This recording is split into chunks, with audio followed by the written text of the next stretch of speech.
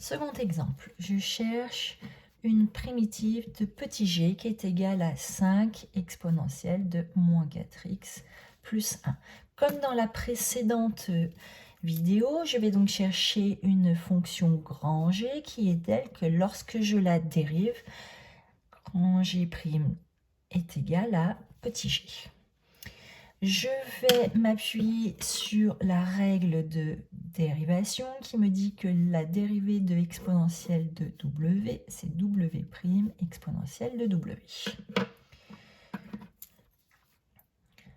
Je cherche un candidat pour grand G. Parallèlement, je vais dériver ce candidat pour m'assurer qu'à la fin, j'obtiens bien petit g de x.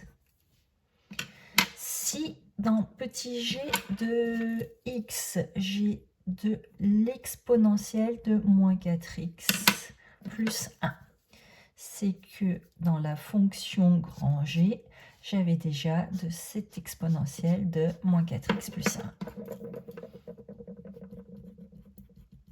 Il y aura sans doute un coefficient à positionner devant exponentielle de moins 4x plus 1.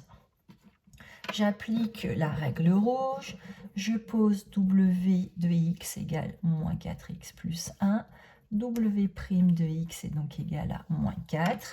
La dérivée de g, grand G, est donc la dérivée de ce qui est surligné en fluo, ça va donc me donner moins 4 fois exponentielle de moins 4x plus 1. Le problème, c'est que j'ai ce moins 4 et que moi, je souhaitais avoir un 5 devant mon exponentielle de moins 4x plus 1. Donc, j'ai bien la partie fluo qui me convient. C'est le coefficient qui est devant qui ne me convient pas. Je vais donc être amené à apporter un correctif. Je vais commencer par diviser par moins 4. J'aurai ainsi du moins 4 au numérateur, du moins 4 au dénominateur. Les moins 4 se simplifieront. Il me restera donc plus que 1. Donc, je vais ici avoir moins 4. Le moins, au lieu de l'écrire devant le dénominateur, je vais l'écrire devant la fraction ou devant le numérateur. Maintenant, je veux faire apparaître ce 5. Je vais donc être amené à multiplier par 5. Je vais donc être amené à multiplier par 5.